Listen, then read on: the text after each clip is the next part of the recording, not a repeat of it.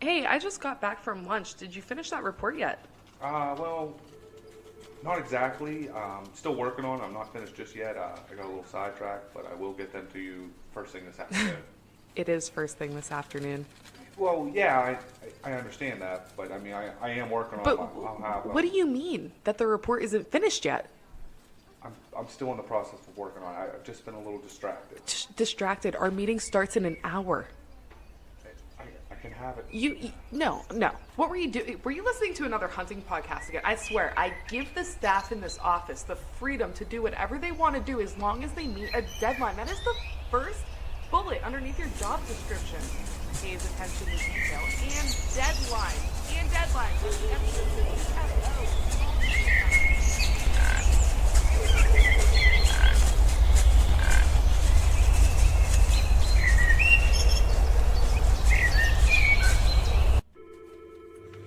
Dude, are you even listening to me right now?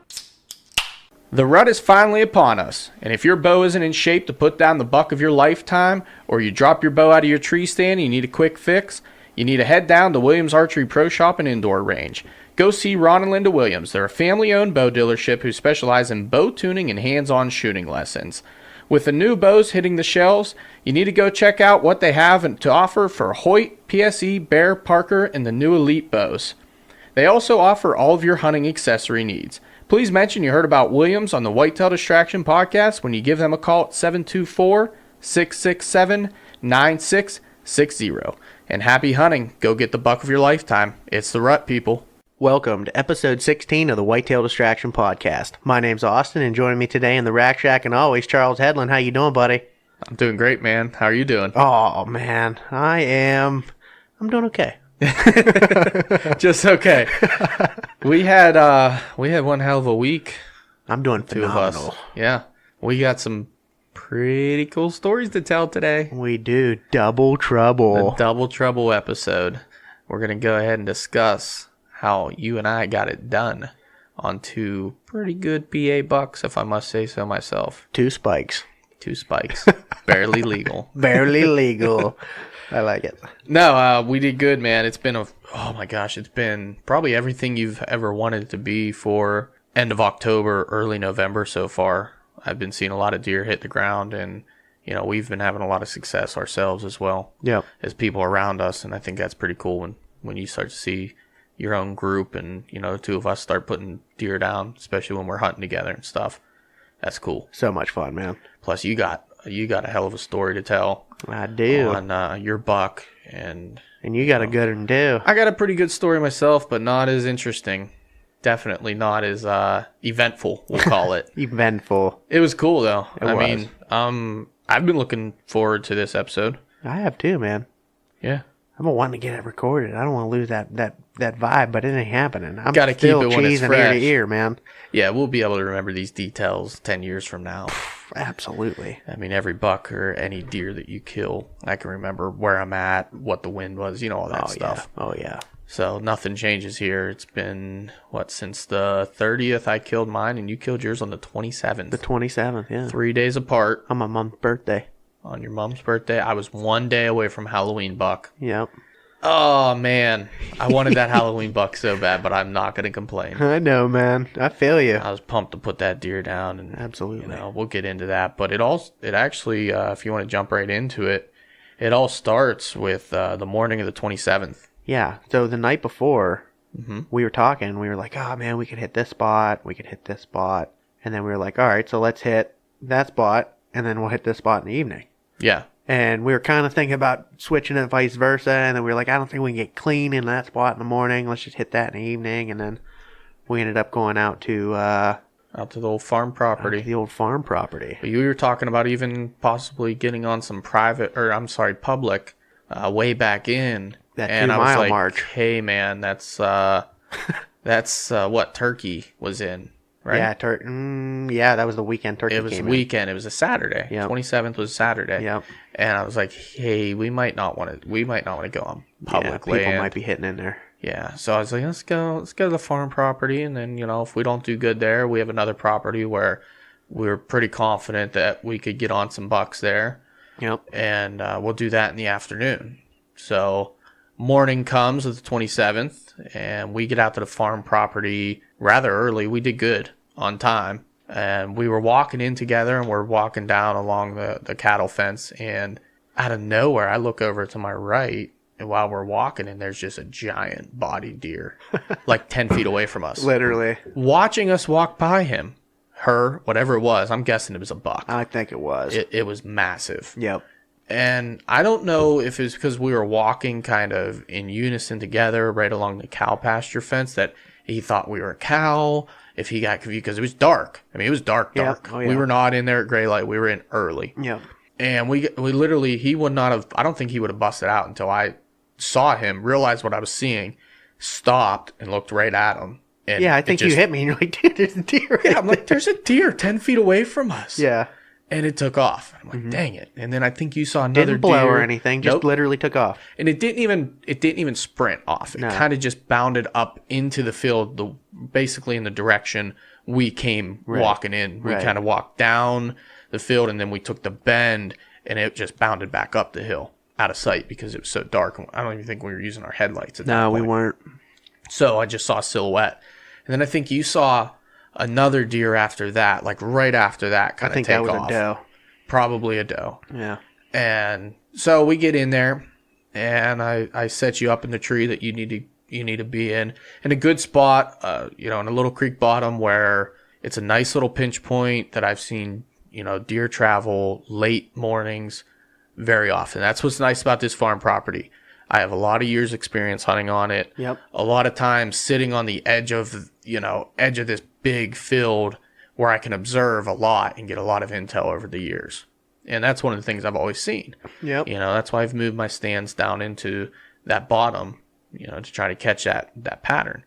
So you got set up, and I headed back over towards my ladder stand that was set up just inside the timber on the other side of the field. Yep. And as I was walking over to my stand, I noticed two other deer in the field, and I could tell they were little. And I figured it was the two little fawns that, yearlings, that that I had an opportunity on earlier in the year when my rangefinder took a bum for the worst. Yeah, it happens. And I was like, okay, so it's probably two young deer by themselves. They don't know what I am. I'm probably 30 yards away from them. So instead of stopping, I just kept my pace, kept kind of angling away from them instead of going towards my stand to try to stay. And basically they bounded a couple times, and then they'd watch me. And I'd keep going, and they'd bound, and they'd watch me. And eventually I got past them. And it turned out, as soon as I got past them, I hit the wood line, and my tree stand was right there. So it was perfect. I walked 10 yards. Well, it's probably like 25 yards right into the woods. Yeah, probably. Straight up the tree stand. Yep. So I was like, okay, that worked out great. I can still see them out there. We're good. We're golden. And daylight came, and you had texted me that there's doe feeding in the field, which I was already watching with my binoculars. Yeah, I couldn't see you or anything. I was looking through a little pocket. Like, I had to stand up and, almost hang off my stand to see up into that part of the field. And Yeah, because I you're saw in him feeding a in real there. brushy area. It's hard to see up my way Yeah. from where you're at. A bunch of oak trees there with all the Yeah, I was in a leaves on pin them oak. still. And I'm watching. They're about 80 yards away. They're feeding right at me. I'm thinking, those dumb deer let me walk right past them. And now they're going to give me an opportunity. And I'm thinking, these are the same deer. They came out of this bedding area right on the other side of me. I'm right between them. This is looking good. So sure enough, they fed right up to me, and they kept coming right at me. And the next thing you know, they kind of veered off. I was facing them. I was turned backwards in my ladder stand facing the tree, and they were off to my left. So they were working from my right to my left, and I lost sight of one of them. So I'm watching this other one, and it's kind of like 40 yards away, and it's getting closer, and it's out in the field, but I don't have a shot. So I'm like, all right, just be patient. They'll come through. Sure enough, the doe, the first one pops out into my lane at 40 yards and walks right through it. And I have one lane. Other than that, it gets into some thick timber, and they're gone. So I'm like, oh, damn. Now I got to get ready. I'm hitting my rangefinder. I'm hitting the spots. And I just keep trying to range find that open field. And it's tough when you're range finding an open field at right around 40 yards with high grassy stuff. You hit a little lump, you hit this, you hit that. I was getting like 40, 43, 42, 44. Like, I kept getting random ranges. Yep. So now finally I'm like, oh, I got to put my rangefinder away. I got to draw as soon as this deer starts to come through. So sure enough, I see her come out and she's coming across my only lane. I draw back and I give her a good meep. She stops because she was kind of angling away from me. She stops and like literally turns her whole body to look back towards me, perfectly broadside. So now my younger days, I probably would have just flung an arrow right then and there. But for whatever reason, you know, I've been talking myself through these things, kind of like some of the advice we, you know, gave to the new hunters. Yep. Your mantra. So I had to stop myself and relax. Tell yourself, you know, you got more time than you think. Relax, settle the pin, get the right yardage. So I settled the 40 pin right on the heart, you know, thinking for whatever reason in my mind that she was closer than 40. I was thinking she was like 38 yards, 35-ish yards. Don't know why. That part I didn't think through, I guess. But I put the 40 like right on the heart and I just really settled in. I remember just taking my time and really staying in the shot, and I let it go and I can see that nocturnal go through the air and when it hit, it just whack. And the deer like nose dived into the ground like it took the legs out from underneath it. Like nose dove right into the ground, kind of did this little like thrash and then took off. I was like, dude, I have no idea where I just hit that deer. I'm like, I hope it wasn't farther than I thought. And I hit it in the legs. Like I was all worried, like super worried. I'm like, oh my gosh, I just wounded this deer. So you're like, don't worry about it. You probably hit it better than you thought. All right, what's cool? And you're like, hey, you want me to get down and help you track? I'm like, no, I can handle this. I said, let's wait until like 9:30. Yes, yeah. And then why don't we get down? I'll come down and we'll just go take a look at it. Problem was that was that weekend it rained like off and on all day long. Well, we had a nice little break after I shot that deer, and it had not rained for about a couple hours. Well, it got to pushing about 9 o'clock, and you're like, hey, rain's coming in. Why don't you get down and go see if you can find blood and what let me know what you see. And I was like, okay, yeah, that makes sense. Yep. I got down. I saw a ton of deer that morning. A bunch of little bucks chasing, another doe all around me. Oh yeah. You know. That was my only doe tag, so I was done. You know, I couldn't shoot another deer. So I'm like, all right, I'll get down. I'll check it on my own. I get down over there, and I'm finding blood. I got you on the phone. I'm like, man, there's blood everywhere. Like, and there's some white hair. It's like, I don't know. And then I found my arrow just covered in blood, like to the tip. That's why I couldn't see the nocturnal. It was literally just caked in blood. I'm like, that's the best kind. I was like, well, this looks pretty good, man. You're like, you want me to come down and help? I'm like, no, stay up in your tree. I'm telling you, man, between 9 and 10:30, that bottom there, it's just been hot year after year. I've seen it too much. And the reason I think we went to the farm property in the first place was because of the historical data I had from my trail cameras. From your trail camera, yep. I pulled up the trail cameras, which was set up right where you were at, my trail 28, camera. 29, 30, if there's something like that, was like the hot time. Yeah, there was bucks moving in daylight right through there, cruising right past your stand. Mm-hmm. So I was like, they all move late, you know, like 9:30, 10 o'clock. Just stay where you're at. So I get down, I start tracking my deer, and I'm still on the phone with you, and I walk 30 yards. I'm like, oh, there's a deer right there. I was like, I guess that's mine. I walked up to it, and sure enough, I think I hit the bottom of the heart or something, and went in and came out the backside leg, which I think was the thwack. Yep. That I heard, and but I ended up, I mean, it went maybe 40 yards, 50 yeah, you yards. toasted it. Yeah. I mean, toast. It didn't go very far. No. So I'm getting ready. I'm all pumped up. I'm sending pictures out. You know, hey, doe down. Sending the text out to the group and everything and all. And I'm kind of pumped up because I didn't get to hunt that whole week. Remember, I worked all week long. People were killing deer. I was all bummed out. I'm like, first time out, first morning, first sit, first daylight. I got a doe down. I'm jacked up. Yeah, buddy. And quickly, my excitement turned from me towards you. That it did, sir. Yes. So my blabbling along about a little 40-pound doe. It was not 40 pounds. It was a smaller one, but it was a good eater size. No, it's a great deer. Mm-hmm. But you gave me a call, and why don't you go ahead and take it from there? Well, I was talking to you about that doe. Mm-hmm. And I was like, oh, you want me to help you drag it out or something like that? And you're like, no, just stay in a stand. And I was like, all right, well, I might just sit here for like 15 more minutes. And you were like, well, whatever, you know. Mm-hmm. And I hung up from the phone with you, and I blind grunted over my shoulder a couple times, like once or twice. And I was sitting there, and I don't even know what made me look over my shoulder. It was probably 15 seconds after I grunted. And I looked down on that bottom, and I see a buck coming. Mm-hmm. And I was like, oh, boy.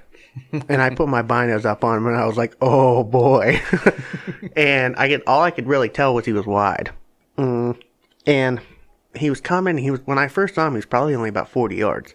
Yeah. And I stood up, and I had so much cover. And I was standing there when I was watching him come, and I had my bow in my hand. And I flipped my seat up, made no noise. I thought I was going to make some noise because there was a little bit of leaves right there. They were kind of crunchy. And I was waiting, and I was watching him, and he was just coming right up that trail, man, like it was clockwork. And he got his head behind like a big brushy spot, and I drew my bow back, and he stood there. And I was like, oh, no. I'm going to have to hold my bow for a while. And literally right when I thought that, he started walking again. I was like, all right. And he was walking, and he hit this big post right at 20 yards, and what I thought was perfectly broadside. And I worked my bow around this branch, and I settled it in, and I shot. And I heard a pop, but it wasn't the pop you wanted. And I'm looking, and he takes off running, and I was like, all right. And I see him standing there at like 50 yards, and it was back. And I started to panic. So I pulled another arrow out of my quiver, and I put it on there, and he started trotting a little bit, and I pulled up my rangefinder, and he stopped again, and I ranged it, and it was 60 yards. And I was like, all right, he's back. I got to try and get a bleeder on him. So I put my pin on 65, and he started walking again.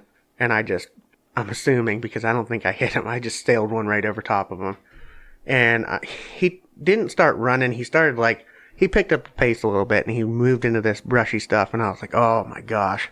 And I didn't know what to do. I was like, I don't know if I hit him good. I mean, he looked like it was back. And I was trying to watch him. He just disappeared. So then I called you. And I was like, dude, I just shot a buck. I'm going to fall out of the tree stand. I didn't even get to gut my doe out yet. I was like, what? You're kidding me. This was a 3-year drought for me, people, on bucks. So I've been shooting does, but I haven't had a good buck in range in quite a while. So I'm talking to you, and I'm whispering, and then I see him crossing that creek. And this creek you can't get across it in knee boots. You got to have not even hip boots. It's about waist high. Yeah, you need waders to get across it. And on the other side of it is someone's back. Or someone's back. We'll get to that. And I'm watching him, and he walks right across that creek, nice and easy, and I could see the arrow at that point, and it was back. And he walked right into the nastiest swamp you have ever seen in your life. And I was freaking out, obviously. And I was talking to you, and I was like, all right, well, I'm just going to sit in the stand for a little ways longer until I fall out of it, basically. I was losing my mind at that point. And then you were like, all right, I'm going to take care of this doe, and then I'll give you a call when I start walking. So I got down on a stand after you called me, and I met you up in the field, and we went back and called in some reinforcements, eh? We did. We called in my brother John and Anthony to come down and help us out. As soon as you said you hit a buck and you thought it was a little back, I started texting, the group. It went from, hey, doe, down to, hey, Austin shot a buck. We need help. Who can help us? Whatever you guys can do. We really appreciate it, and we ended up getting John and Anthony to come down. And we had a pretty good tracking squad, but we did. But about the time they got there, yeah, it started raining pretty good. Yep. And rain and blood do not mix well, as you all may know. No, I mean, we're blood tracking beagles, man. We get it done, but if there's no blood, it's hard for us to track deer. It's almost impossible. Yeah. You got to follow ruffles in the leaves or whatever, but you get into a swamp, there's no leaves. I remember at one point, literally the blood I was finding was the raindrop. There was a red raindrop dripping off the grass, and that was what I was seeing. Yep. And I was like, I got blood. I was like putting my hand underneath it. I'm like, yep, that's blood. Yep. It was that bad, and oh man, but it was nerve-wracking. So let me backtrack a second. Yeah. It crossed the creek. We need them to bring waders. I had my waders in my car, so I thought. When I got home, I realized I took them out that morning. Nice. To fit some more stuff in the car. I was like, I'm not going to need those. Yeah, I needed them. So we get down there and we start tracking, and it's spotty to begin with. Not great. Found the arrow. It had bright red blood on it, but you got down to the fletchings, and there was a little bit of bile. So we knew it was definitely back. And we're sitting there, and we're like, man, it'd been about an hour and a half, 2 hours at that point. Yeah, I'm trying to think. By the time you shot it, And by the time we got across the creek on tracking it, it'd been about, I shot it at 9:20-ish. Yeah. Yeah, about 2.5 hours. And then we were like, man, we should probably wait a little bit longer, but this rain, we're going to run out of blood quick. Well, not only that, we didn't know where it went across the creek. I had an idea where it went across. Yeah, but we didn't know after it crossed the creek which direction it went. I mean, you almost have to get a direction of travel, or else if you do have to go down to a grid search, which is what this is basically amounting to, you need to know an approximate direction of which the deer went. Yep. Or you're screwed. I mean, you're talking a 200-plus acre swamp with stuff so thick you can't see a foot in front of you. It's not realistic. It's gnarly, to say the least. It's brutal is what it was. I remember at one point I was down on hands and knees crawling under stuff to find blood. I was crawling under stuff too, and we got to the point where we totally ran out of blood, and it was, you might find a literal pin drop of blood, and it was like clotty blood. And at that point we were like, well, we saw his track over there, and it was a really big track. Let's just find the biggest track. And we found the biggest track, and we started following that track. And it wasn't a running track. It was definitely a walking track. Started following it. We probably followed it another, 60, 80 yards before you found another at least tiny little spot of blood. 60 to 80 yards on the one trail that I had already walked down and looked, but I didn't go far enough.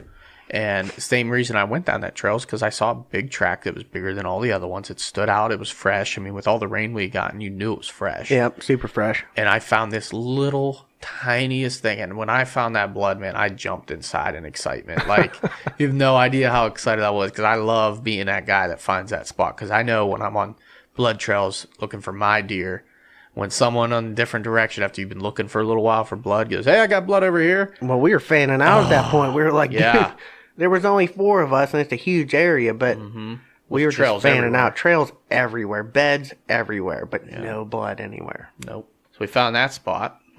We kept going, and then we got to a point where it got pretty open, and there was 2 main trails, and we figured, hey, Austin, you take the left trail. I'll take this right trail. I think he went down this right trail, but, I mean, there's tons of leaves on the ground at this point now. You can't see tracks. You can't see anything. I'm like, let's just, exhaust both options. We don't really know. He could have crossed back over to the creek and be in the bedding on the other side, where he kind of probably came from, or was going to initially, I should say. So we started heading down there, and then you got up, and then what happened from there? So we crossed this little creek. I mean, it's a hop across it. It's not anything big. And as soon as I stepped across that creek, I heard something crashing through that stuff. And it sounded all messed up. And everybody froze at that point. I think everybody heard that thing crashing through there. And we're like, oh, man, do we just jump that deer? And sure as shit, we jumped that deer. And we went and we were like, let's just try and find, if he was bedded up, maybe when he was crashing, he busted open a little bit more and he's going to start bleeding again. We couldn't find any of that. So we decided to back out. And at that point, no blood, kind of a sense of direction where it went. Yeah, I remember we found one other little pinprick that looked like it was the deer was leading into that bedding area, but we didn't find any blood with bed in it. Nope. Oh my gosh, any bed with blood in it. We didn't find any blood really anywhere near where we thought that deer jumped up. And it was raining. And we're like, oh man. And I was, at that point, you feel it's kind of a mix of emotions. You feel optimistic because the buck had only gone probably 200 yards and bedded down, which means he's hurt. He's hurting. He's not doing real well. But on the other end, you just jumped him, and now he can run for who knows how far on a wound in which he's not bleeding. We know he's going to die. We're confident with the bile on the arrow that deer will not survive. No, he wasn't going to will not survive. And we should have done this from the beginning, but when in doubt, back out. Yep. Now, I'll defend our case in the fact that, like I said before, you got to get a general direction. And if I believe strongly, if we did not go across and get that general direction and find those 2 little pinpricks of blood, wouldn't have found that deer. Probably would not have found that deer. No way. Even if we had left and that deer had died in his bed where we jumped him, there is an 80% chance we would not have found that deer. Because 1, You would have never known he went across that creek, went all the way into the swamp, bounced back out of the swamp, back towards the timber, and then bedded up in some of the gnarliest, nastiest stuff that you could ever imagine. Mm-hmm. You could have walked right past him. Easily. It was so thick in there. You literally had to be on your knees to get underneath the stuff. Mm-hmm. It was like Charles said earlier, you couldn't see a foot in front of you. Right. And we were fairly confident that, yes, there was gut on the arrow, and you thought he was broadside, but the way I was playing it out in my mind, knowing that stand location, knowing where you shot him, there had to be some quarter. And I knew there was a quarter. Slightly quartered too. Yes. And I was like, well, maybe you got liver, maybe you got a lung, maybe you didn't hit him as far back as you thought. There wasn't like liver blood. That was the only thing. It wasn't that dark, almost purpley blood. It was bright red blood and it had bubbles in it. And then it had bile on the end of the arrow. Yeah. So there was hope Yeah. that maybe you got a lung and went out the gut. That was my thought. You went into a lung, quartering at, went out the gut. Just the way everything worked out, that's what I figured it was going to be. Yep. So that's why we decided to pursue. Did we make the wrong choice? Probably. Yeah. And I will say this now, because what we ended up doing probably saved us, and we should have just done it from the beginning, was just back out. When in doubt, back out. And call in a blood tracking dog. Luckily, this year in Pennsylvania, it passed that you can use blood tracking dogs. And I don't know who said it. It might have been Johnny. It might have been you. I think it was somebody me. said, why don't we call a blood tracking dog? Yeah. And on the way home, after we backed out, we started calling blood trackers. Mm-hmm. You did a Google search, found United Blood Trackers, and God bless that, that organization. So we ended up calling up someone who we thought was going to be the closest to us. Yeah, it was a guy up in Franklin. Chris Miller. Chris Miller was out of Franklin. He had a dog, and he would have only been about a half an hour from where we were at, roughly. He would have been a lot closer. But when I talked to him, unfortunately, he had family in from out of town. He had dinner plans that night, and he was leaving first thing in the morning to go up to Erie to go on a fishing trip. Yep. For the weekend. Yep. He's like, hey man, I would love to help you, but I just can't. So he starts, and I was on the phone for probably a half an hour with this guy. Yep. Super helpful. I mean, he was telling him about the hit, everything. He was going over the whole hit. He's like, that's definitely a dead deer. He's like, I'll tell you right now, like, if you got gut on the arrow, there's a 90% chance. Well, he didn't say 90% chance, but in my head, I was thinking there's a 90% chance. We're going to find this deer. Basically telling us there's a real good odds you're going to find the deer, because the scent of a gut shot is very strong, and the dogs can pick it up fairly easily. So he started to offer some recommendations of other people in the area, and he offered a couple names, and then he said that there's a Susan Edwards down in Ford City. He said she's very, very good. She is a very experienced beagle. She has a couple dogs. I've heard of her coming up as far as like Sharpsville area before, which isn't too far from you guys. Give her a call, see what's up.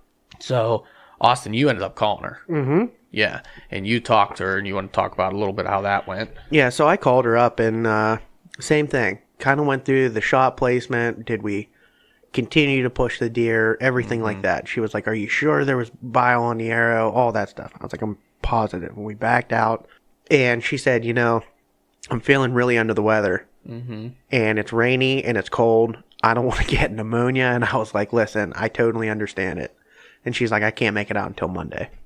And at that point, I was bummed. I was like, I guess we'll come back tomorrow and just grid search it. That was our option. Do we come back tomorrow, Sunday, and the two of us go and grid search the area? Yep. Or we wait till Monday and have her come in with the dogs? And I was trying to give you like a percentage. If we grid search this, and I was being optimistic. I was like, you're being very optimistic. I was like, we probably have about a 7 to 10% chance. Yep. Yeah. And that's real. That's reality. That with the size of the swamp and how thick it is of the swamp. Yeah.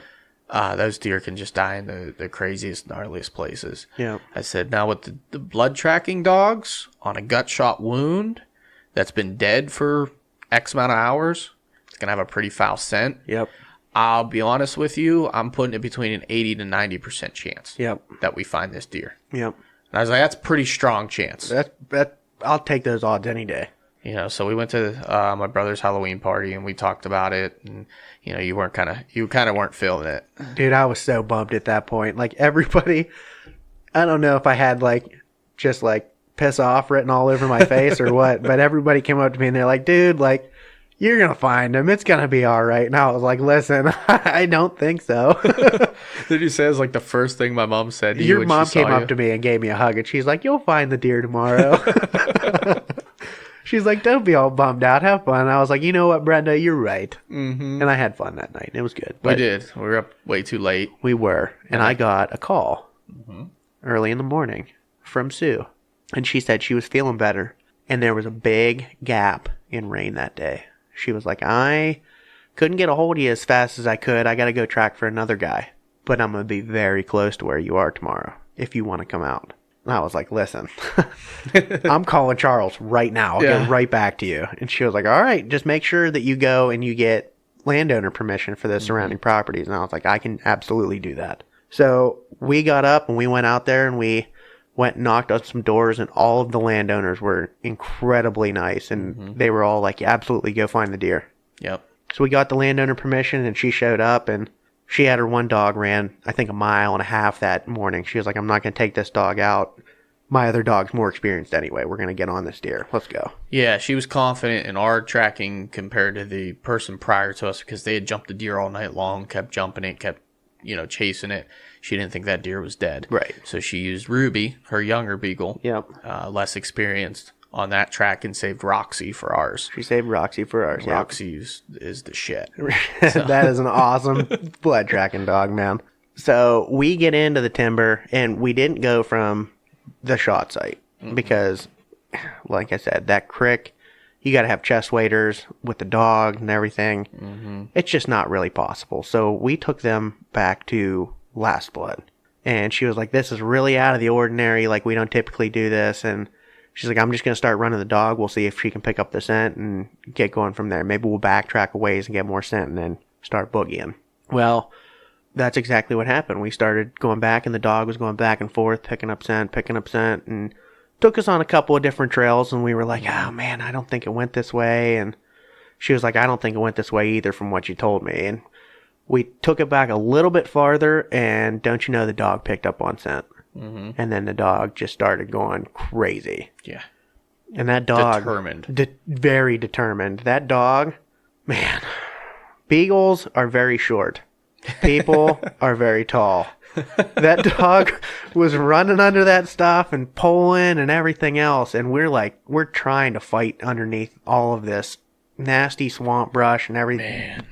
Jaggers and multiflora God rose. bless Susan, because she's a champion. She is an absolute warrior to go through that stuff. I know what I went through to get through that stuff, and she was keeping up with us pace for pace. Oh, 100%. 100%. And I literally have never felt worse in my life about bringing someone through something like that. I felt terrible. Like, I was literally doing everything I could in my power to try to help her. Yeah. I was trying to hold, brush back, try to get ahead so I can grab the dog while she, you guys took your time working through stuff. Because the dog was, she was determined. She literally got on a trail and she did not want to stop. Yep. And we're like, did a deer really go through all of this stuff? I can't believe it went through that. Oh my gosh. Cannot believe that it went through that. But we probably tracked that deer, 600 yards? It was almost to the dot, approximately, I'd say, from the last spot of blood, when that dog really got on it, 600 yards. She said it was like just over 600 yards. Through the nastiest stuff ever. And we started going through, and we got on this straight line, and she's like, you know what? Deer that have been hit farther back, eventually they get set on these straight line patterns, and they just go until they die. Yeah, because if you remember, I was holding Roxy up, waiting for you guys. Yep. And she was tugging. She's like, how hard is she pulling on? I'm like, she's pulling as if she's very determined. Yep. I said, and as I was talking, the dog barked, and she went, oh no. I'm like, what do you mean, oh no? That's when my heart sank. I was like, oh no. And she went to describe, the dog, basically it sounded as if she was reading the actions of the dog, and it seemed like the dog was on a live deer. Yep. She said the way he explained it, we're in a swamp with a lot of standing water. The deer could have walked through the standing water and transferred its scent onto another deer's scent. Yep. And the dog could be tracking the wrong deer. Yep. And that's when she pulled her GPS out and was like, well, we're on a straight line. Let's give it another 100 to 200 yards. If we don't find this deer within 100, 200 yards, I think we're on the wrong deer. Yep. But she was confident once she saw that we went in dead straight line. We did. It was a beeline, literally. Yeah. And we're going, and the dog starts making this big J hook. Mm-hmm. And you were out ahead of me, and she was in between me and you. And the dog started circling back, and she was like, what the heck, you know? And I looked at you, and you had this freaking look. Oh, dude. I was getting fired up when I saw that J hook. Oh, my, did you have this look on your face? And I was like, what is happening right now? And what happened? Dude, when I saw the deer or the dog start to J hook back, I immediately started looking for a deer. Because just from everything we know, they J hook into bedding. Yep. And it was this big J hook. We were right on the edge of that swamp, and I'm like, yeah. So I start scanning. I wasn't even watching the dog anymore at this point. She's holding the dog, and I'm looking, and I see something, and I'm like, what is that? And I double take, I triple take, and I'm looking at it, and then I see a face, and then I see a rack. Oh my! And I went, there's your deer! There's your deer! It's right there! Like, I lost your mind, dude. I got all fired up. I think I gave her a big hug. I gave you a big hug. Yeah. I was waiting that entire tracking job. I'll be selfish here. I wanted to be the one to see that deer first. Dude, I don't care who saw it first. I was excited to find the thing, and you know what? He was not a live deer. He was dead as a doornail. Yeah, he was done. And he was covered in mud. Yeah. That's what really makes me think we may have probably never found that deer just the way it was. Yeah, I don't think we would have found him. The way it buried itself into the thicket, and it was muddy, and I mean, the coloration, when you see the picture, the coloration of this deer is just so dark. Yep. And it was covered, caked in mud, all over from going through this swamp. All over. And it was laying in such an odd way. You couldn't see the white patch on the belly. That's what threw me off. No, and you can almost not see his rack. He like buried his head, whole side into the mud. The one side was buried in the mud, and his head was like cocked up into this real thick area. And that's why I looked at it like 40 times. Like, what is that? And I was like, that's a deer. It has to be a deer. And I'm like fighting with myself, my mind, all within a half a second. I'm like, there's your deer. Oh yeah. Oh yeah. Man, that moment right there, that I was like, thank the Lord. Like this. Yeah, because you deserved it, man. I did not want to see. I know the feeling. Yeah. I mean, if you bow hunt long enough, you're going to have that feeling. Yeah. And I've experienced it too many times, and it's like when you hit a buck and, a nice buck, and you don't find it, it's just not. It's devastating. And you put a good shot. Well, you put a shot that killed the animal. I still don't know what happened with that shot, to be honest with you. I thought I was right behind that crease, and I ended up hitting him back. I mean, yeah, my bubble could have been off, like my bubble level could have been off. I don't know what happened with it. Anytime you have to lean around something, yep, where you get off of your form, yep, anything can happen. Yep, that's true. missed a deer this year doing that same thing. Yeah, leaning out around it, trying to get around a tree, and kind of leaning out, and shot right under it. Yep. And it doesn't take much to yank even a close shot. Yeah, it was a 20-yard shot. It should have been a chip shot, and that's where practice comes into play. Mm-hmm. Honestly, but we ended up finding him, and I couldn't be more ecstatic about finding him. He's a big old 8-point, old deer. He had 3 teeth left in his head. Yeah, and I can definitely vouch for the blood tracking dogs. I mean, huge shout out. That's really the point of my story. Like, yeah. If you think you have a marginal hit, back out and call anybody from United Blood Trackers, even if they just get you good advice and they don't come out. But chances are they're going to come out. Yeah. It is a phenomenal service. Unreal. I've never seen anything like that. I mean, that dog made work of that track like nothing I've ever seen before. And again, there's probably half a percentage of chance that we would have found that deer. It turned a 4 to 7% chance of finding that deer into a 100% chance of finding that deer. It was crazy. It blew my mind. I couldn't even believe it. But once that dog actually got on the right track and picked up the right scent, it literally took, besides the fact that we were busting through 600 yards of thick, nasty, just pure cover, it took us, I don't know, half an hour maybe to get through all that. Once we really got on that Yeah. deer, it probably took us half hour. Yeah, if that. Yeah. And that was just us. And really, we were holding back the dog. Yeah. Because you had to keep We couldn't you get have to through keep it. The on a dog leash. would have been there Oh, 15 minutes before us. Yeah, the dog would have Yeah. been there in 5 minutes. It would have covered that 600 Oh, yeah. yards and, Oh, yeah. and been on the deer like, hey, guys, I'm up here I'm up waiting here." for you. Yeah. So it worked out perfect. I mean, it couldn't have been any better. We ended up, one of the property owners that we got permission, it like basically, it expired just maybe 150 yards back behind their house. Yep. We brought the deer cart back in, loaded it up, deer cart right through their backyard, right to the truck, loaded it up in the truck, and we were gone. And we were gone.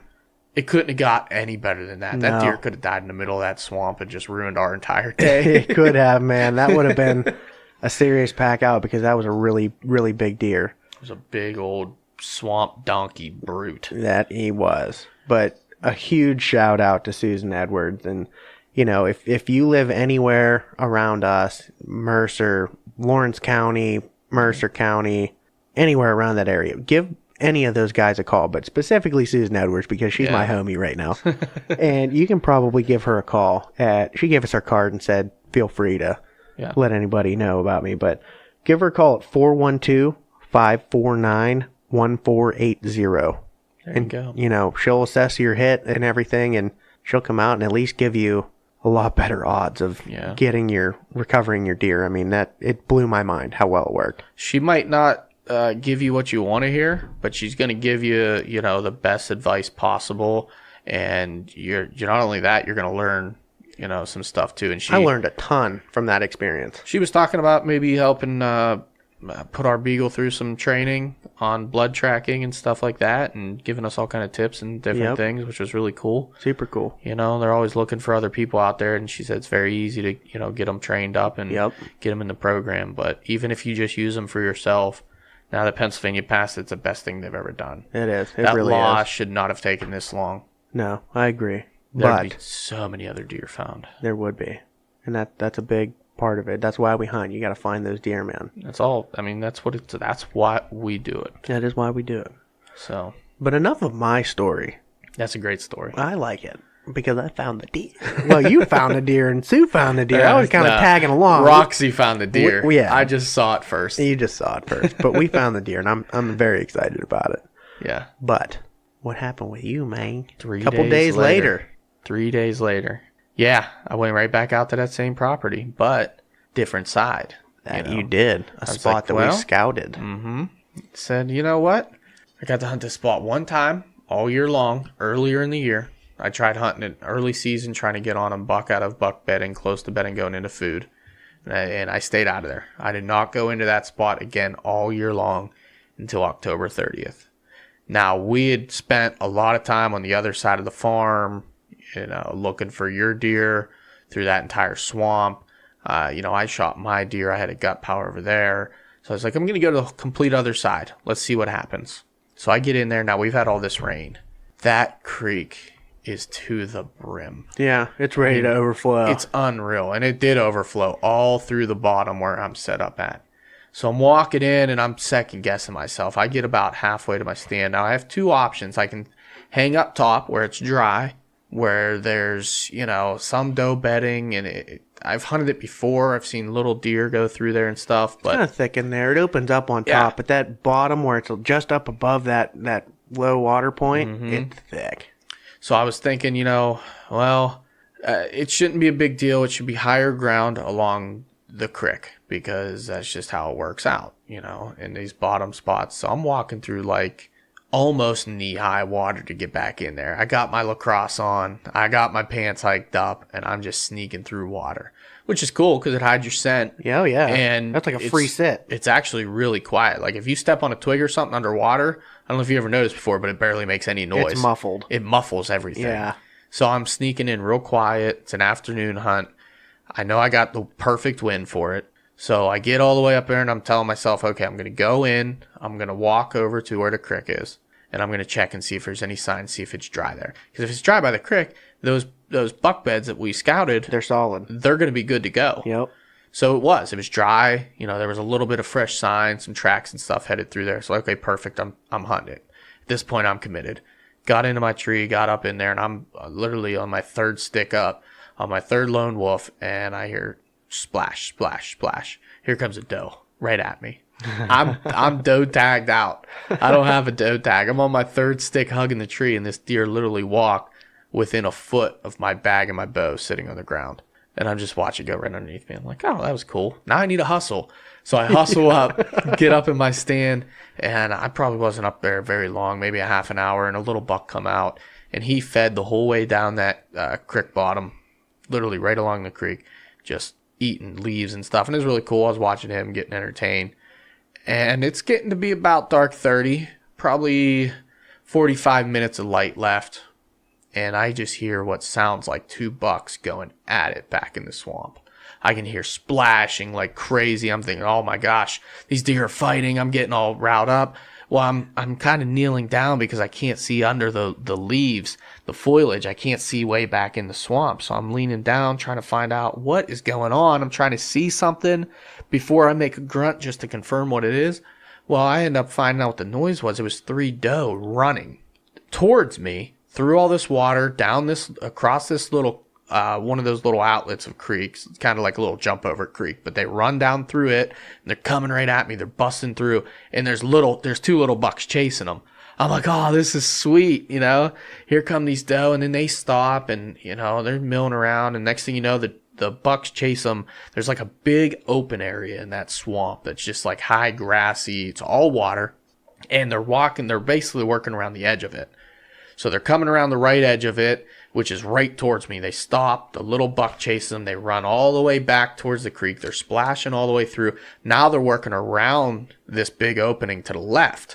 And I'm already looking at trees over there, preparing for the next day to go hunt that. Because I'm all fired up, and I'm like, this is going to be a good spot. But I'm thinking they're going to work away from me up towards that high ground where it's dry. So I get up there, or I'm watching up there. Next thing I know, it's 3 does, and it's 2 little bucks chasing them. And we have the mama doe and the 2 babies. And the 2 babies split off from the mom and come right at me and literally stand right underneath my tree again. Now I got 2 little baby doe yearlings. Right underneath me. And I'm watching and next thing I know, I see what I thought was a pretty decent 8-point, real nice framed 8-point. I'm like, oh wow, that's a good respectable buck. I don't know, you know. And then I'm still watching, and it's kind of thick over there, so they're coming in and out of openings. And I see a little buck go by, and then a little bigger buck, and neither legal. And then I see this real decent buck, and I'm like, oh, what's that? And I pull up my binoculars, and I see 5 on the left side. I'm like, and now I'm fired up. Oh, yeah. I'm like, I'm a sucker for 10 points. I'm like, oh, here we go. Well, then he cruises towards her, and the little bucks chase her back the other way, back again towards the direction they came from. He turns and goes back, and I realize his opposite side was, I guess it would have been his left side. His left side was either broken off or didn't grow. So I'm like, oh, man. I don't know, and I'm texting you. Remember, I'm texting you. I'm like, I don't know, man. I see a real nice buck. Oh, here we go. Here's the text messages. I pulled it up. So I was telling you, I was like, hey, young bucks chased off the mature doe and took the mature buck with them. Because I was telling you there was 1 decent buck, 5 on one side and 3 on the other side. He either broke it off or never developed. You're like, you're in it, man. It's not over yet. I'm like, yeah, the young bucks chased her off. Well, they did. They chased her back into the timber where they came from. And I'm thinking, really cool hunt. Again, I'm looking over there where they're at, trying to find a setup for the next day. I'm going to move in on them. Oh, yeah. I'm not waiting around. I'm getting aggressive. I want to be where those deer were because they're going to do the same thing again, probably in the future. So I'm like, yeah, I don't know if I'd shoot them. The one side's kind of messed up. And your next text was, yeah, I gotcha. Sometimes that bugs me. Sometimes it doesn't. It depends what he is. And I can't read the next text just due to just change the one word. So I said, the next text message I sent you sent that at 6:21. The very next text message I sent you was, screw it, he's dead. And I said, he's down, baby. And literally that was at 6:25. Dude, so I lost my mind when I saw that. And then yours, blank, yes, you're the man. Oh, and I just, from there, I was like, man, I'm shaking out of my boots. I don't, Oh, yeah. you know. Basically, so what happened was those little bucks chased that doe back around that opening and away, and then must have turned her again, and she come flying. I heard splash, splash, splash, splash. Now there's only probably a half an hour. Well, 6:21, 6:25, I shot him. And, you know, there's maybe a half hour light left. And I hear splash, splash, splash. And here comes, I pull up my binoculars, and here comes this doe. Just, I mean, you could tell she's running for her life at this point. And the first deer behind her is a spike. And then there's this little, like, 4-point. And then here he comes. And you can just see that posture when he's coming right in. You know, they're running around, like, chasing her. He's just, like, steady walking. Oh, yeah. Like, I'm top dog here. All right. I own this bottom. That's my doe. Back off. And at this point, again, I thought it was that nice 8-point I saw. I saw the frame. I didn't pull binoculars up on it. I'm like, oh, you know what? At this point, I'm like, I'm shooting. It's on. It's on. It's on. I have to make up my mind, you know, and it got to the point basically where it was like 25 yards away, and I'm facing my tree. Again, it's coming right in at me, dead on. Crosses my lane at 30 yards, and I'm like, nope. It's going to come closer. The doe ran right under me. Yeah, oh, yeah. The little bucks followed right under me. So I'm like, it's coming in. I'm going to have my tree as cover. So I work my bow up and around the tree. Now I'm basically facing down and to, I guess if I was sitting, it'd be my right. Yep. So I'm facing down there. And once the deer clears the tree, I see that 5th point. Yep. And I realize it's that same one. And I'm like, too late. It's going down. It's going down. Demon took over. This deer is a mature buck. He's going down. Oh, yeah. So I draw back on him, and he's closing at this point. And that little buck was like 25 yards, just stood there and watched the whole thing happen. And it's coming in, and I'm drawing back, and I'm aiming at it, and my fletchings on my arrow and my quiver are hitting my seat, which is folded up. Yeah. But it's just so close, and it's hit my seat. So I'm working around that. Deer's getting closer. I give it a meep, and it just comes to an abrupt stop, like right underneath me. I have 8 yards, I think. It was like literally 8 yards, and his head's behind the leaves. And I just remember, like, halfway settling in, you know, and I have my face mask on, but it's not in my way. And I again just remember taking that extra second to just focus in, really steady the pins on it. At this point, at 8 yards, all 3 of my pins are perfect. Oh, yeah. Put it right behind the shoulder and just whack. And I mean, it's that noise you want to hear. It's beautiful. And you can see he does the big high leg kick. And he just like the bronco bull kick, and he takes off. And he runs a half circle around me. And at this point, I can see the arrow sticking out of him and just blood gushing out. And I'm like, oh, go down. Oh, buddy. Go down. And he runs this little like 30-yard half circle. And you can just see him just like he just busts into this big, heavy, thick stuff I couldn't see. And just crashes and dies 20 yards from me. And I'm like, oh, man, that's when I exploded. And I text you. And man. I was going nuts. I'm like, yes. It's the second buck I shot that I watched go down. And this was, you know, just the coolest thing to have him come in at 8 yards, just whap him. I mean, I put it perfect right through the lung, dead center through the heart. What I found out happened was why I didn't get that full pass through. It hit just where that shoulder meets like the brisket there. Yep, on the opposite side. On the opposite side, it hit right there, and it put a hole. Yeah. In the brisket on the other side and poked into the leg, but it didn't exit completely. And I mean, it was just a perfect shot. It ran and toppled over right in front of me. Yeah, you toasted him, dude. I called you up, and I'm going over the situation with you, and there's still deer, like, they have no clue what happened. Yep. So that one literally stood there the whole time and watched what happened. I was like, what happened to Frank over there, man? Yeah. A second ago, he's bullying us for this doe, and he just runs off. I don't get it. Dude, you did that doe a service. You saved her life, man. I feel like I not only rescued that doe, I rescued those young bucks from getting their butt kicked all year. Bro. So I'm a little bit of a hero. You are. And then you're my hero. And then once I shot it, the bald eagle came by and it screeched freedom. That is a cool part about being down there. There's bald eagles everywhere giant down there. Nest right there. So right there. Cool. Yeah, super cool. But man, that was again, it was just amazing. And at the time I was like, I really hope I don't regret that. And then I was like, I'm not all about that kind of stuff, man. No. And what the craziest part, usually there's ground shrinkage. there was ground growth. Yeah. That deer was bigger than I thought. Oh, yeah. And I know when he came in, I just saw that nice girthy frame to Yeah. him. And it was super cool. I never saw. He actually had 6 to his one side because he had a split brow. Yeah, he did. Which I'm a sucker for split brows. Me too. A super sucker for split brows.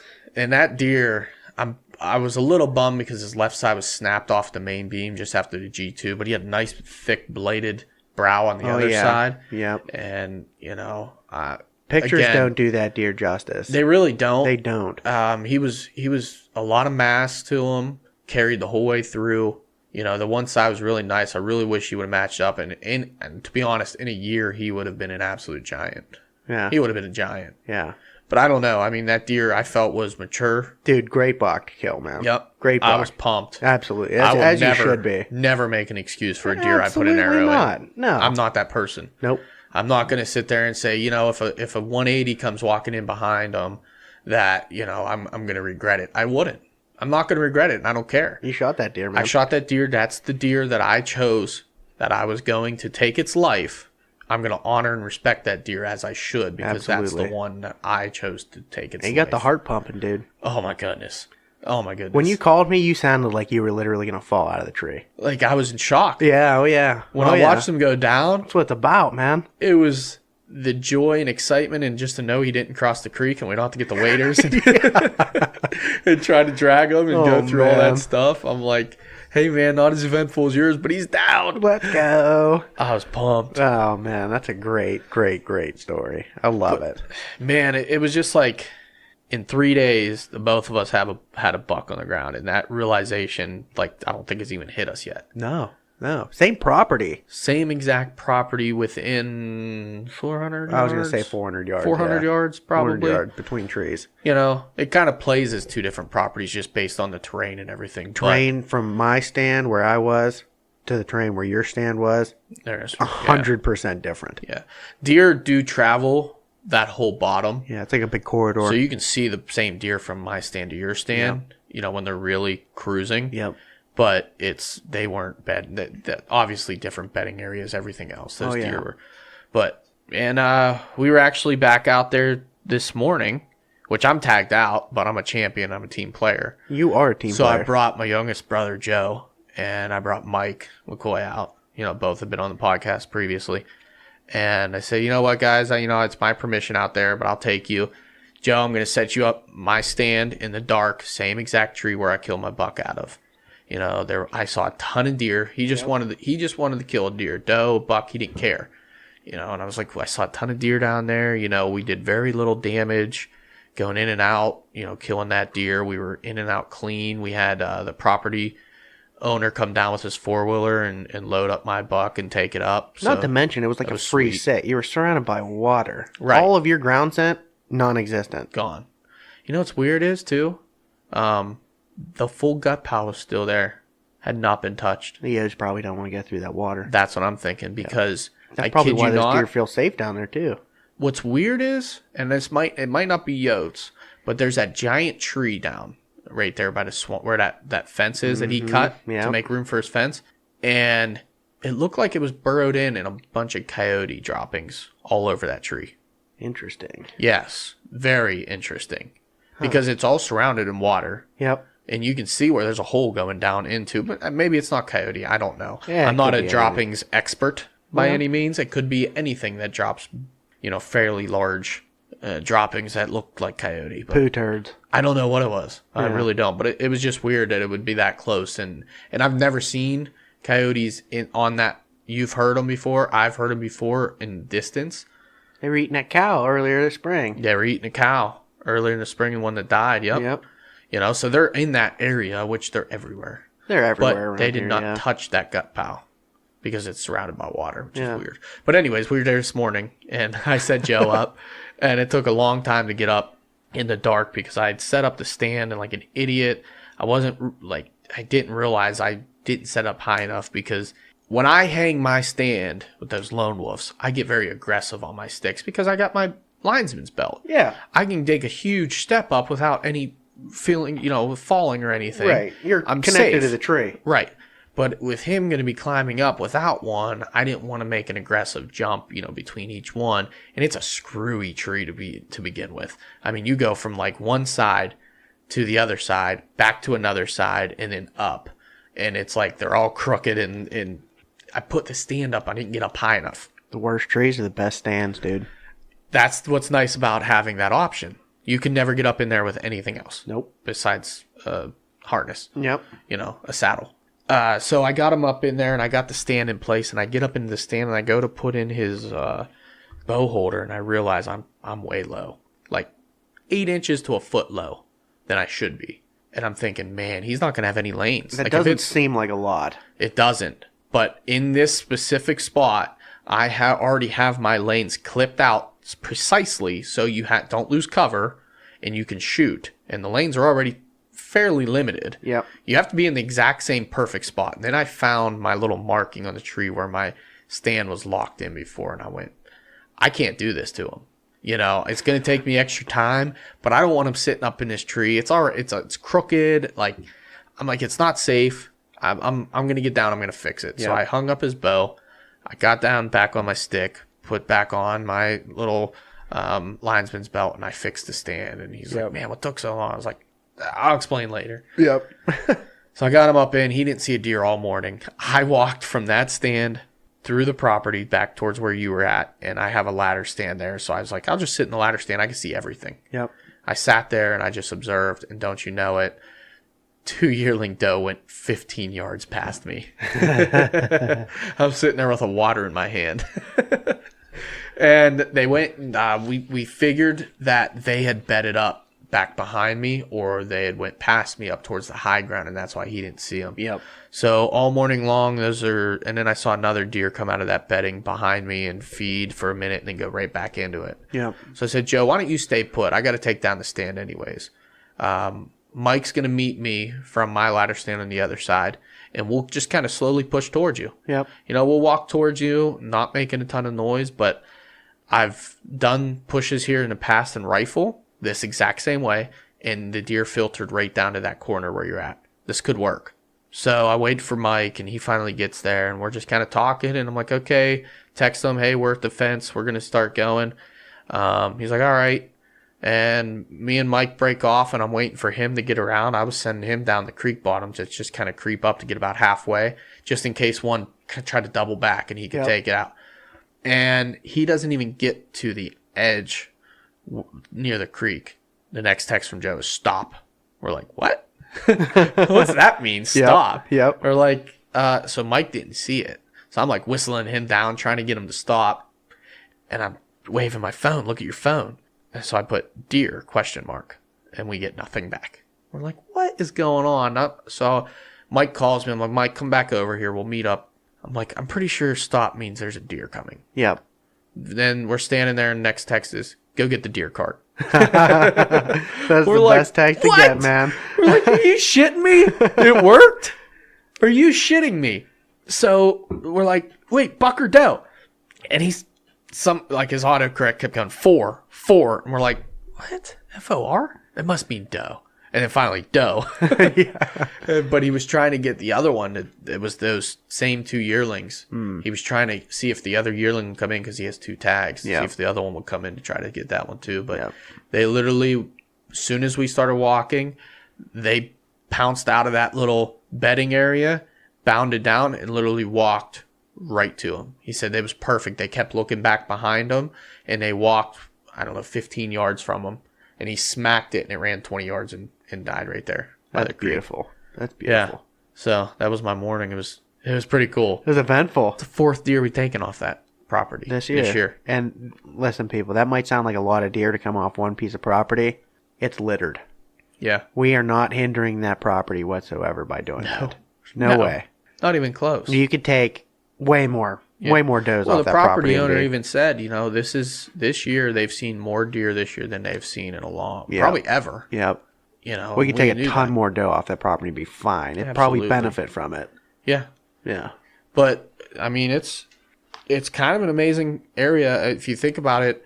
I've shot three bucks now, 3 years in a row. My only 3 ever taken with a bow, all off of that property. In Pennsylvania. In Pennsylvania. Yeah, yes. you've shot them in Ohio. I shot the one in Ohio Yeah, 2 years yeah, ago. yeah. But 3 years in a row in Pennsylvania, I filled my buck pack on his property. That's so awesome. It's incredible. I love that place.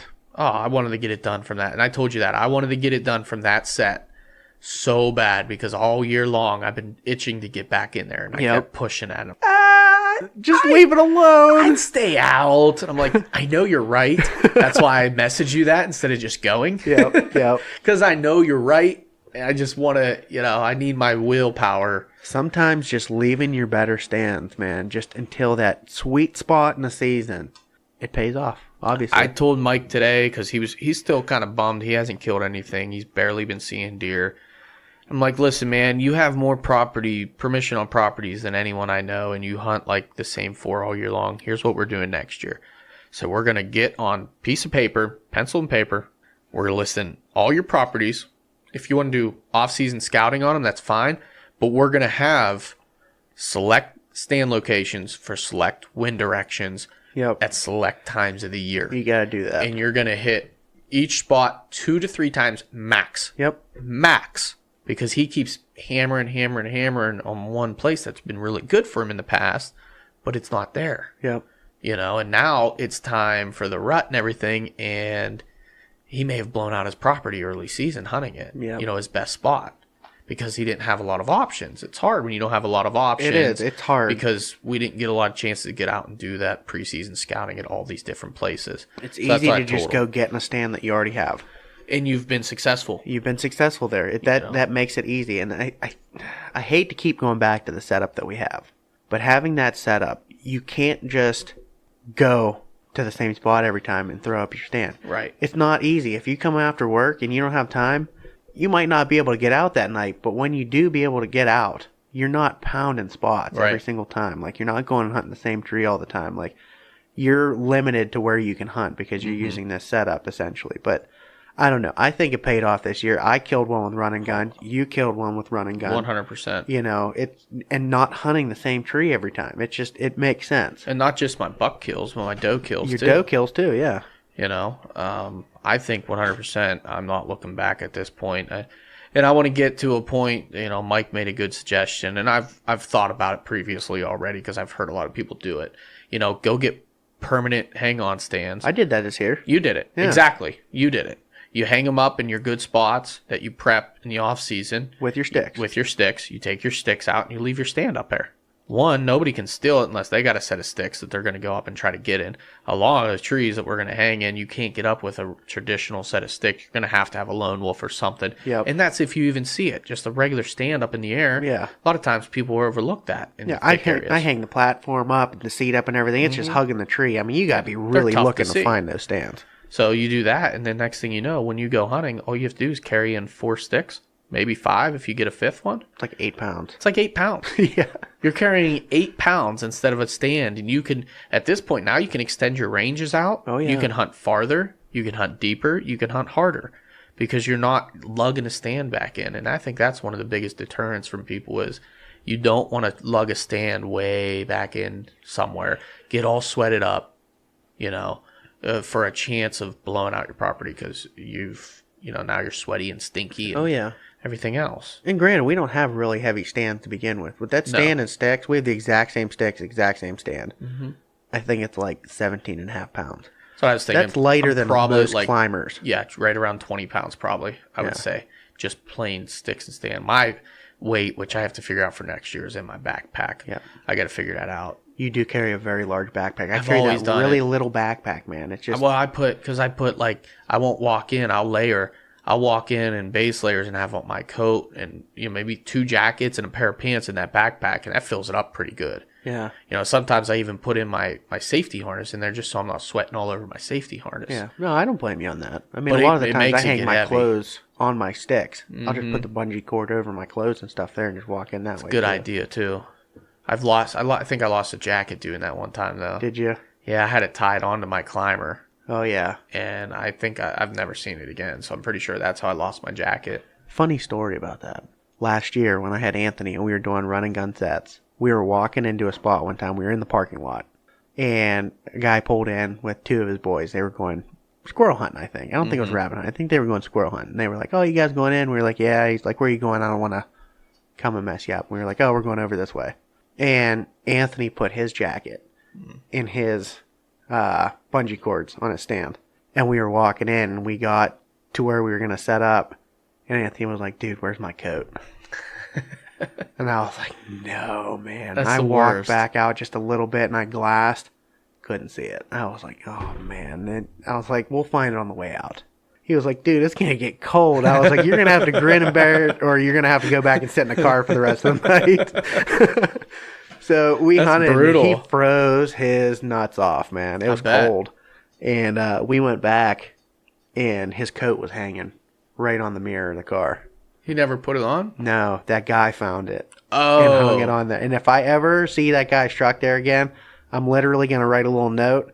Thanks for saving my buddy's coat, and put a little 5 in there. Be like, have a beer on me. Yeah. But I haven't seen his truck at that place ever since. But Yeah, that's he was really a good cool. dude. That's He really could have cool just of him. taken it. Probably fit him. Probably It was would've. brand new scent lock jacket, man. Oh. He could have taken it very easily, and no one would Yeah. have ever known. He did the right thing, and I appreciate people like that. Well, especially, a lot of hunters that around here, you got a lot of good guys, but there's still a bad egg here and there Yep. and it's a shame, man, that we deal with that. But when you come across the good ones that are the same kind of person you are and the same kind of sportsman you are, that's really cool, man. Yeah. That's Yeah, it was genuine, super and cool. that's what you like to see out there. That's Those are what the I like to people. see. I mean, just for the fact that he asked where you were going, so he wasn't going to mess up your hunt. You knew right then and there this is going to be a good guy. Yeah, absolutely. Absolutely. A lot of people wouldn't take the time to do that. Yep. So, To all you good hunters out there, keep being you. Keep doing what you're doing. It's the way to be. Don't be a turd and take people's shit. don't If you steal find it, stuff. try and get it back to them. Yeah. I mean, exhaust all options and like that. If you see someone, like you last week, you say you would have found that crossbow. Yeah. You said you would have done the right thing, I just sat there and waited for him. If he didn't come, I'd have Right. called the cop and been like, hey, somebody left their cross. First of all, I don't want it. Right. But, I mean, Regardless, What am I let's gonna say do it was with a it? brand new bow. a You're not brand gonna new keep stinking it. crossbow. I'm not going to keep it. I'm going to try and Right. get it back to the guy. Yeah. And that's what it's about. I mean, you got to kind of watch out for one another out there when you're in the woods. And it's that time of year where people, they can get frustrated. Maybe they haven't killed anything yet, or, they have limited time to hunt and they want to get out there and they just want to go kill a buck, and they get so focused on killing a deer that it consumes them and it makes them a different person. Yep. You got to relax and sit back and take it all in and remember why you're doing this. Just enjoy yourself while you're out there. 100%. I didn't get to hunt a whole hell of a lot this season. I got out an average amount, but, even some sits, I only had a couple sits that I didn't see any deer, but don't let it get down, don't let it get you down in the dumps. Just enjoy being out there in the woods. We wait all year for this time to just sit in a stand.